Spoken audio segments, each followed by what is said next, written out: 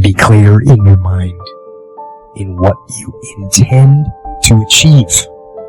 Know what you are going to do. That doesn't seem like too much to ask.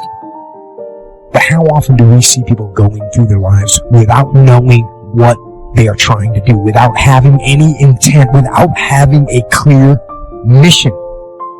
I'm talking on an individual level. As a person, people go through their lives without knowing what it is they want to do, what they want to accomplish. Know what your mission is. Know what your intent as the commander of your life. Know what your intent is, and then fight with everything you've got to win. Nobody's gonna come knocking at your door with opportunities. You gotta create them. Out of sight, out of mind. We talked about this before. Out of sight, out of mind. No one will ever have you in mind for anything unless you have yourself in mind for it. Get on people's radars. That's it. Gotta interact, socialize, get around the right people. Out of sight, out of mind, people. I can't tell y'all enough. What is the plan? Any man with no plan shall perish. What is the idea? What is the vision? What is it? What's happening? What's going on in your mind that the world needs to experience? Write the vision and make it plain, so that he who reads it will run to it. And even though it tarry, that means take a long time, wait for it, for surely it will come at an appointed time. Listen to me. That's real. If you don't think it's real, I dare you to try it. Write everything you want on a piece of paper. Everything. Use your wildest imagination. If you can think it, you can achieve it. Write it on a piece of paper. Read it every morning and every night. Come back here 1 year from today and see how much of that stuff that came true. You have to write it. If it's not written, you reduce your chances greatly of it ever occurring. Listen to what I'm saying, people. You are the future. I do not want you to start thinking as small as your bank account. Be obedient to the visions, the ideas.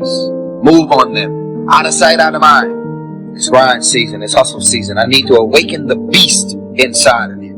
The world is an empty canvas waiting on new thoughts to think. And it's on us to create those thoughts. It is your responsibility to be obedient to God's visions. What's taking you so long to move on it? Put your money together. Budget your money. Make the move. Make the move. Just do it. And guess what? If you hit a wall, get your ass back up and keep going. I've made it this far from hearing way more no's than I've heard yeses. But I'm not afraid of the word no. One underneath the other. Just let your dreams run free here. Not what you think you can get, but what you want. If everything fell into place, you could have whatever you wanted the next 10 years. What would that be? Little things, major things, insignificant things, doesn't matter. Just make the list. I gotta tell y'all something. The real reality is this. When you decide what you want to do for your life and your career, when God sends you a vision, a bold vision and confirmation around that book you were supposed to write, anything, it's going to be your family and friends and loved ones to be the first ones to try and talk you out of greatness. Because why? They were never sent that vision. They were never sent that idea. They were never sent that concept. As a matter of fact, if you try and explain it, they're still not going to get it. Because you see the invisible. You see what's not there. Only those that can see the invisible can do the impossible. You have to be able to see what's not there in order to pull off the impossible. 3 major parts of personal development. Number 1 is physical part. Part of success is physical. Some people don't do well because they don't feel well. One of the first things to go to work on with intensive effort, and that's your own good health. Because a lot of things come from that. You know, the future possibilities could be greatly diminished by being lazy in producing maximum health. If you'll take care of that as a support system, you can't believe what else is possible. You can't believe what the mind can think of. You can't believe your imagination and your faith and your ability to say, hey, I'll go to work, produce the muscle, do the deal. Why? I'm healthy. I'm vigorous. I'm vital. I'm not out of breath. But sometimes, when all these ideas and stuff comes and, you're a little bit too weak to even attempt. You say, oh, I'm not sure I can do that. The doubts sometimes are more physical than they are mental. You haven't got the vitality to believe it's possible. But if you've got the vitality and the strength and you've got the health to do it, I'm telling you, ideas seem to love to be invested in healthy people that have got the ability and the ambition to pull it off. They got the health to do it. They got the strength to do it. So why not start with the health and see if your own vitality would inspire you to more imagination? Because now when you imagine, you can pull it off. But if you can't pull it off, why imagine? The imagination says, why to go to work and spin all these goals and stuff when the body isn't ready to produce? So start with physical. It's very important. Now here's some good ideas. There's scripture that says this: treat your body like a temple. Excellent phrase.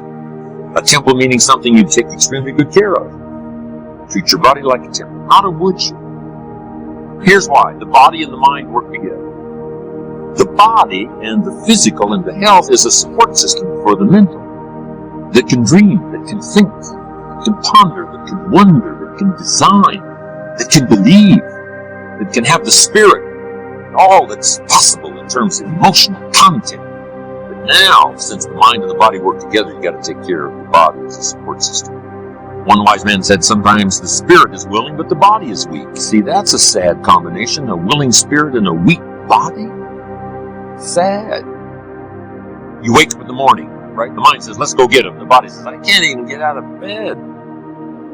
So have a talk with yourself and say, this is the last time I'm going to be out of breath. This is the last time I will lack the vitality to pull off my dreams. Because the dream factory will shut down if you haven't got the vitality and the energy and the health to pull it off. So start taking care. Now here's the key to be conscious of self, but not self-conscious. You just got to take care of it. You don't have to be a fanatic. It doesn't take 8 hours a day pushing weights to have relative good health. Just do the simple stuff, the exercise and the nutrition and the health and this. Just do the stuff, for normal pulling off with vitality, the dreams that you want. Just a simple little plan will do. Now also part of the physical is the outside as well as the inside. Interesting phrase written. It says, God looks on the inside, people look on the outside. So you got to take care of both. The inside for God and the outside for God. What's the old phrase? You never have a second chance to make a first impression.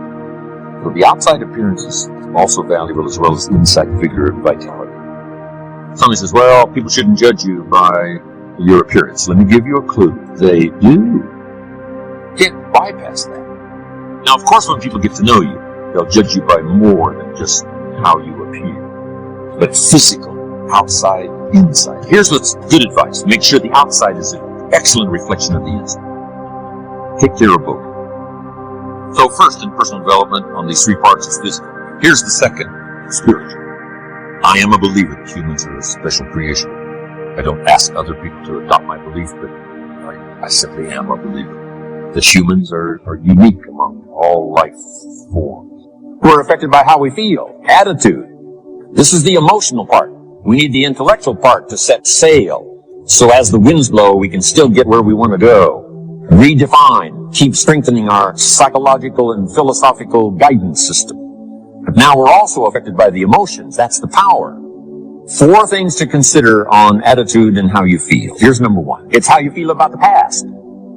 Past experience, even past losses, past failures, as well as successes. To review it and go back over it, see where you went wrong, correct that, invest that now in the future. 3 key words. Remember these words? Here they are. Study, practice, and teach. If you are a believer in whatever religion or whatever spiritual part of your program, these are 3 excellent words. Study, practice, and teach. Don't neglect your studies on your own spirituality, whatever its origin, whatever your. Then practice, put it into practice so that, number 1, you become a good role model, first for your children. Then teach, pass it on. You got to pass it on to the next generation and the next generation. What if the next generation gets a little weaker and the next generation gets a little weaker? Now the family foundation is starting to be weakened, which now weakens the nation because the nation is built up of strong family foundation. Now here's the third part. First is physical, second is spiritual, third is mental. Some key phrases on the mental part. First, the mind must be nourished. Food for thought. Bread for the head. Yes, you need a slice of toast in the morning, right, for your body, but you need a slice of cassette you put in the car system. and listen and listen. Let something feed your mind. Here's what I teach in one of the other steps on the mind, and that is stand guard at the door of your mind. Don't just listen to anything and everything. Make sure that you're your own best filter of what goes into your mental factory and spins out the fabric of your life and future. Stand guard at the door of your mind. Spend time. Be a selective listener. But you got to have a good diet, a good mental diet. When you walk into a home and walk into the pantry of the kitchen, you take a look what's in there. This family's either going to be healthy or it isn't going to be healthy. A lot depends on what's in the cupboard. What you bring home, right, from the grocery store that you feast on for the body. Now here's what's important. A proper menu for the mind to make sure that it's got a wide range of nourishment. Because the mind needs the full education. The education of the dangers of life as well as the possibilities of life. Life consists of really two major things. One is avoiding the dangers and taking advantage of the opportunity. That's what life is all about. Avoiding the dangers and taking advantage of the opportunities. Now, by education, you've got to be able to see both, where somebody points out to you, these are the dangers, these are the possibilities. And if you keep refining your ability to see the dangers, to avoid as many as possible, and to see as many opportunities as possible, and to maximize those as you go and refine and go produce and refine, now that starts to develop the foundation for what we call a good life, a productive life, a fulfilled life. And we need this mental input, so that you'll have mental food to feast on long after the lights are out and we've left the premises.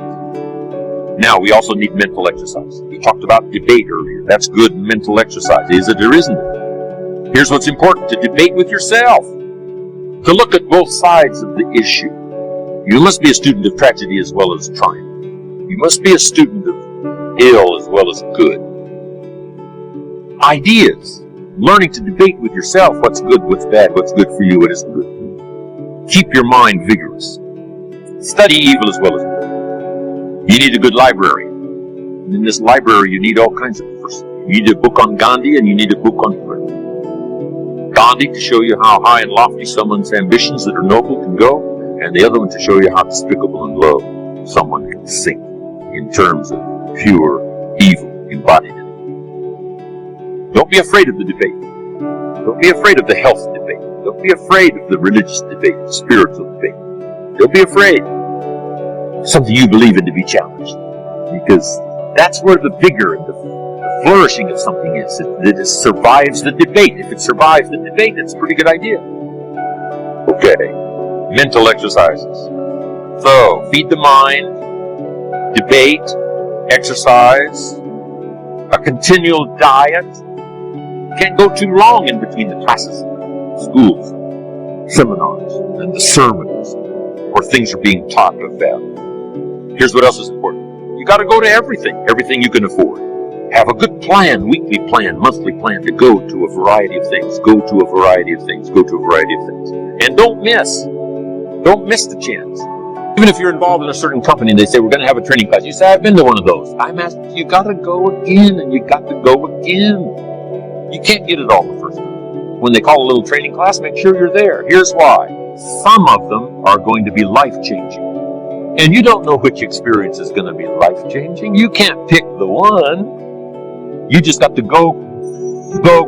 One is life-changing. You go again, you go again, you go again. Another one is life-changing. For the people that were there, somebody that you met, something that you heard, and that one was just perfect. The atmosphere was right, the crowd was right, and everything was right, and you'll never be the same again. And you don't know which one that's going to be. That's why you've got to pursue. Go often, have a good plan for the search of knowledge and ideas that can inspire to the best of your potential. So now we've got the physical, we've got the spiritual, we've got the mental parts of personal development.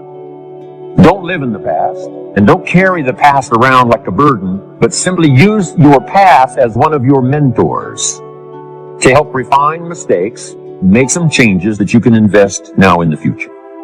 Here's the second attitude. It's how you feel about the future. We look back for experience, but number two, we look forward for inspiration. Take some time and decide what you want. Where do you want to go? What do you want to do the next 10 years, 20 years? How about the people you want to meet, cities you want to visit, experiences you'd like to have over this next period of time? Here's the next key. Write it all down. Building a life is like building a house. You wouldn't start building the house until you had it finished. So I'm asking you not to be casual anymore. Start designing the future for yourself, for your family, for your business. Okay? Decide what you want. So from the past we get experience, from the future we get excitement.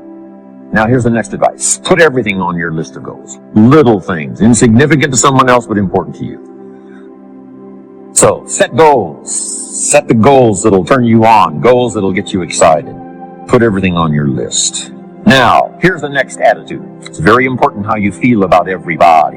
If you want to be a leader extraordinaire, here's what you learn. Each of us need all of us. One person doesn't make an economy. One person doesn't make a symphony orchestra. Each of us need all of us, and all of us need each of us. Each gift is important as we bring it to the table, as we bring it to the community. Now here's the last one on attitude. It's how you feel about yourself. Nothing more powerful than self-confidence to start multiplying your income by 2, by 3, by 5, by 10. It comes from self-esteem. Doing the things you know you should do, and at the end of this day, your self-esteem is soaring and high. If you make it to the end of this video, I want you to write this. The world is an empty canvas waiting on new thoughts to think. And it's on us, creative visionaries. It's on us to create those thoughts. You pop up with the vision and the idea, and everybody monkey see, monkey do. They all fall in line. They want to do exactly what you did. What is that vision? What is that idea that you're sitting on? What is that dream that showed up to you and only you? You have to have everything you want written. If you do not have it written down, your chances of it happening is reduced drastically because it's a principle of success. Need a little pick-me-up today? Welcome to the new Fresh Motivation app, where you'll find daily motivation, daily quotes. Listen to your favorite speeches in the background or with a black screen, so nothing interrupts your motivational moment, where you can create your personal profile, create playlists of your favorite speeches and quotes, add personal notes, and start setting goals. Fresh Motivation, the home of motivation. Get it now for free on Google Play. Be clear in your mind in what you intend to achieve. Know what you are going to do. That doesn't seem like too much to ask, but how often do we see people going through their lives without knowing that they are trying to do, without having any intent, without having a clear mission. I am talking on an individual, without knowing what it is they want to do, what they want to accomplish. Know what your mission is, know what your intent as the commander of your life, how know what your intent is, and then fight with everything you have got to win. You have got to win experience.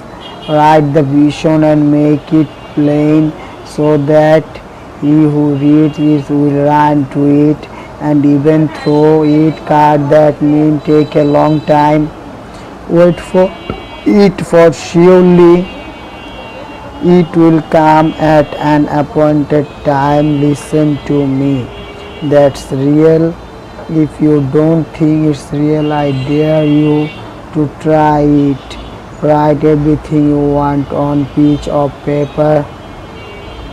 Everything. Use your wild-state imagination. If you can think it, you can achieve it. Write it on piece of paper. Read it every morning and every night. Come back here 1 year from today and see how much of the stuff didn't come true. You have to write it. If it's not written, you reduce your chances greatly of it ever occurring. Move on it. Put your money together. Budget your money. Make the move. Just do it.